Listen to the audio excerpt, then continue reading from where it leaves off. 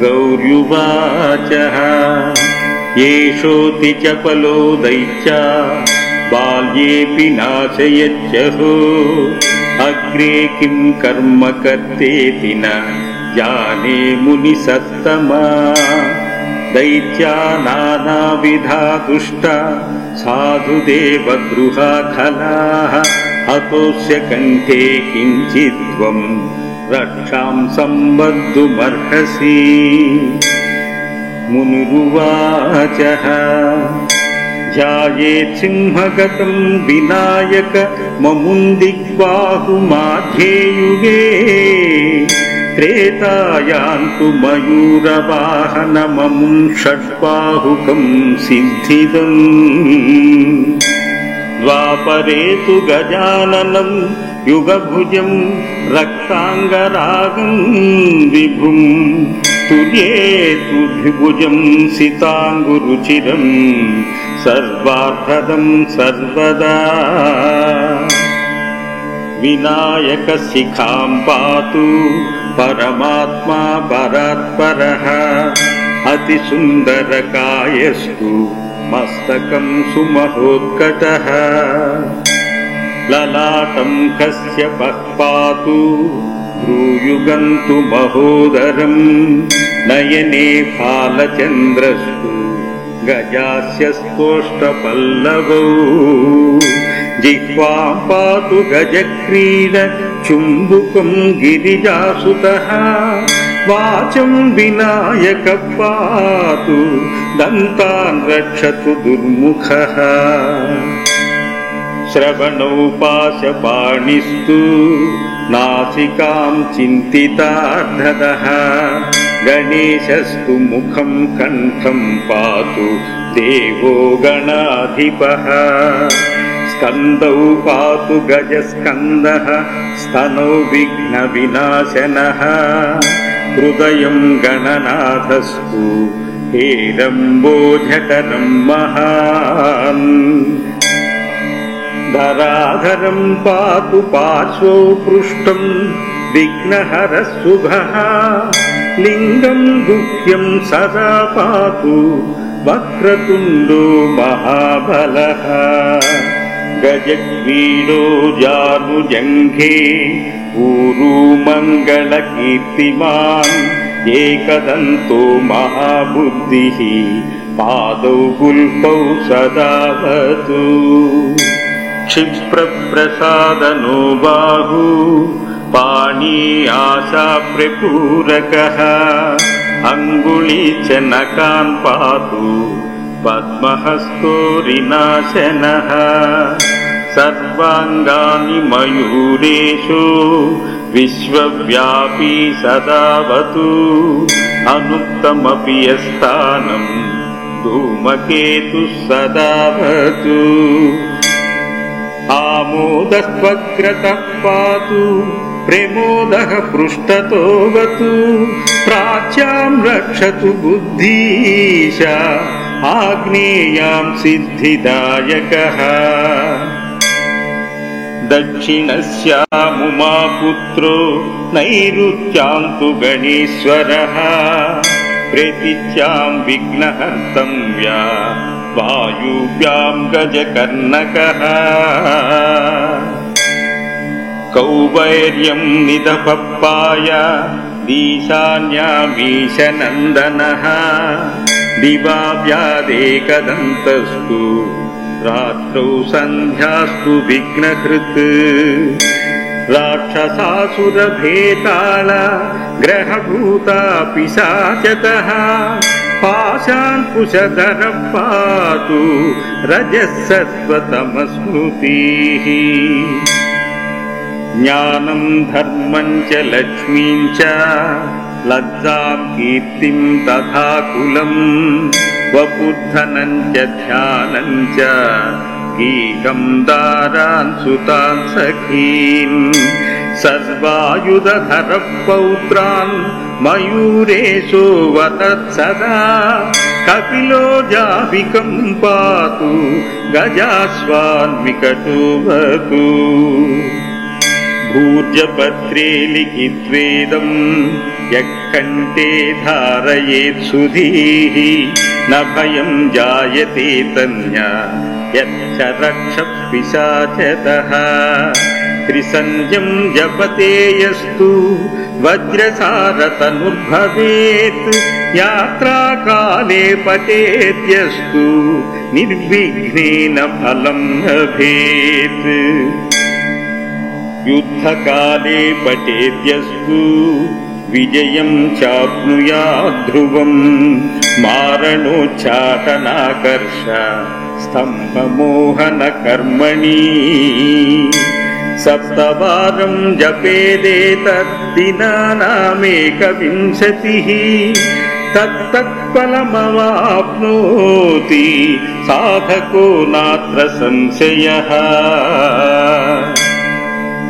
21 वारं च पठेत् दिनानि यः कारागृहगतं सद्यो राज्ञावद्यं च मोचयेत् राजदर्शनवेलायां पठेदेतत्त्रिवारतः स राजनं वंशं नीत्वा प्रकृतिश्च सभां ध्ययेत् इदं गणेशकवचं कश्यपेन समीरितं मुद्गलाय च तेनाथ माण्डव्याय महर्षये मह्यं सप्राह कृपाय कवचं सर्वसिद्धिदं न देयं भक्तिहीनाय देयं श्रद्धावते शुभम् अनेकानास्य कृता रक्षा न बाधान्या भवेत् क्वचित् राक्षसासुरभेताल दैत्यदानवसम्भवा राक्षसासुरभेताल दैत्यदानवसम्भवा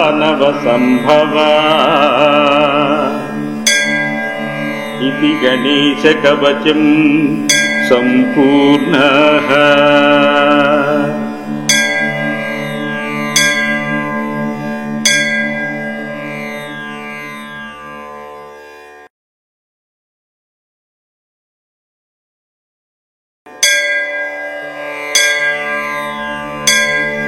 गौर्युवाचः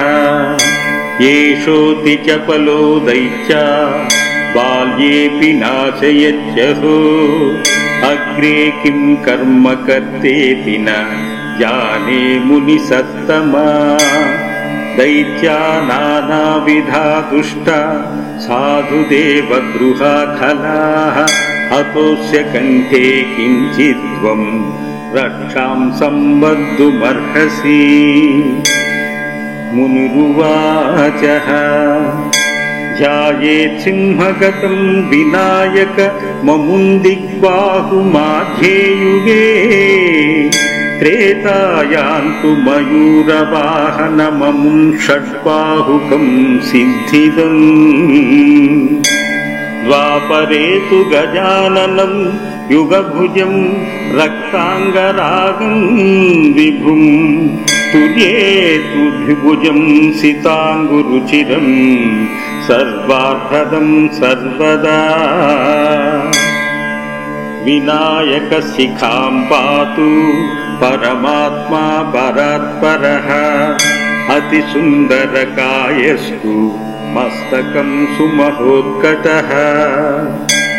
ललाटं कश्यपः पातु भ्रूयुगं तु महोदरं नयने फालचन्द्रस्तु गजास्य स्तोष्टपल्लवौ जिह्वां पातु गजक्रीड चुम्बुकं गिरिजासुतः वाचं विनायक पातु दन्तान् रक्षतु दुर्मुखः श्रवणौ पाशपाणिस्तु नासिकां चिन्तितार्धदः गणेशस्तु मुखं कण्ठं पातु देवो गणाधिपः स्कन्दौ पातु गजस्कन्दः स्तनौ विघ्नविनाशनः हृदयं गणनाथस्तु हेरम्बोजकरं महान् धराधरं पातु पार्श्वौ पृष्ठं विघ्नहरः शुभः लिङ्गं गुह्यं सदा पातु वक्रतुण्डो महाबलः गजक्रीडो जानुजङ्घे ऊरू मङ्गलकीर्तिमान् एकदन्तो महाबुद्धिः पादौ गुल्पौ सदावतु क्षिप्रप्रसादनो बाहु पाणी आशाप्रपूरकः अङ्गुली च नकान् पातु पद्महस्तोरिनाशनः सर्वाङ्गानि मयूरेषु विश्वव्यापी सदावतु अनुक्तमपि यस्थानं धूमकेतुः सदावतु आमोदस्त्वग्रतः पातु प्रमोदः पृष्ठतोऽवतु प्राच्यां रक्षतु बुद्धीशा आग्नेयां सिद्धिदायकः दक्षिणस्यामुमापुत्रो नैऋत्यां तु गणेश्वरः प्रेतिच्यां विघ्नहर्तव्या वायुव्यां गजकर्णकः कौवैर्यं निदपप्पाय ईशान्यामीशनन्दनः दिवाव्यादेकदन्तस्तु रात्रौ सन्ध्यास्तु विघ्नहृत् राक्षसासुरभेताल ग्रहभूता पिशाचतः पाशाङ्कुशधरः पातु रजः सत्त्वतमस्मृतिः ज्ञानं धर्मं च लक्ष्मीं च लज्जां कीर्तिं तथा कुलं वपुद्धनं च ध्यानं च गीतं दारान् सुतान् सखीन् सर्वायुधधरः पौत्रान् मयूरेशो वदत् सदा कपिलो जाविकं पातु गजाश्वान्विकटोऽवतु भूर्जपत्रे लिखित्वेदं यः कण्ठे धारयेत् सुधीः न भयं जायते तन्या यच्च रक्षः पिशाचतः त्रिसन्ध्यं जपते यस्तु वज्रसारतनुर्भवेत् यात्राकाले पठेद्यस्तु निर्विघ्नेन फलं लभेत् युद्धकाले पठेद्यस्तु विजयं चाप्नुयात् ध्रुवम् मारणोच्चाटनाकर्ष स्तम्भमोहनकर्मणि सप्तवारं जपेदेतद्दिनानामेकविंशतिः तत्तत्फलमवाप्नोति साधको नात्र संशयः 21 वारं च पठेत् दिनानि यः कारागृहगतं सद्यो राज्ञा वध्यं च मोचयेत् राजदर्शनवेलायां पठेदेतत्त्रिवारतः सराजनं वंशं नीत्वा प्रकृतिश्च सभां ध्ययेत् इदं गणेशकवचं कश्यपेन समीरितं मुद्गलाय च तेनाथ माण्डव्याय महर्षये मह्यं सप्राह कृपाय कवचं सर्वसिद्धिदं न देयं भक्तिहीनाय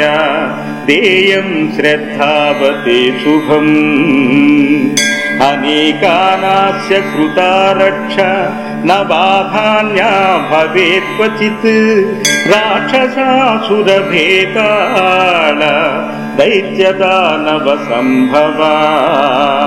राक्षसासुरभेताल